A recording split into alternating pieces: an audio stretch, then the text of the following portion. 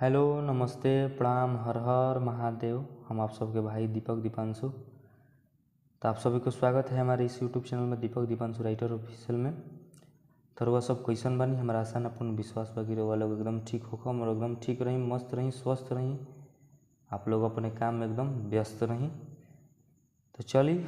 आज हम और वो सब खातिर लेकर गए बनी एकदम दिल के छू जाए वाला एकदम दर्द भरा सॉन्ग, सैड सॉन्ग बटे 2024 तर्ज बटे जोड़ी है बनावल भगवान के आशीष यादव के जौन अभी ट्रैक जो बज रहा बटे गाना उसी ट्रैक पर ये रो सब खाती हम बहुत ही एकदम प्यारा सॉन्ग दिल के छू जाए वाला गाना है वो सब खाती हम लेकर के आयल बनी सैड सॉन्ग एकदम माने कि दिल के सीधे दर्द लिखल बटे में एक एक शब्द से रो सब खाती पूरा एकदम मेहनत करके गाना सजेले बनी।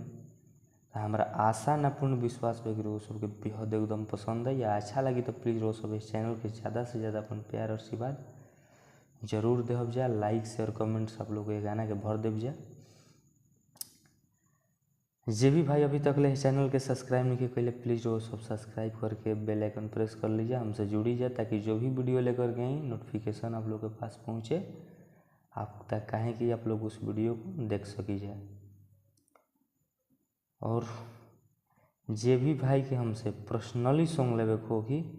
भाई कॉल व्हाट्सएप के जरिए संपर्क कर सकता है, कम से कम चार्ज में भाई के लिए गाना लिख दिए एकदम वैसा गाना अच्छा मैटर हिट सॉन्ग अच्छा शब्द डाल के अच्छा मैटर बनावल जाए। तो चलिए हम देर न करते हुए रो सबके मुखड़ा गा के सुना मत नहीं। अरे काल से तू कहीं न लौकबू आँखी के नजरवा ये सुना आँखी के नजरवा काल से तू कहीं न लौकबू आँखी के नजरवा ये सुना आँखी के नजरवा आजू के बाद चली जाइबू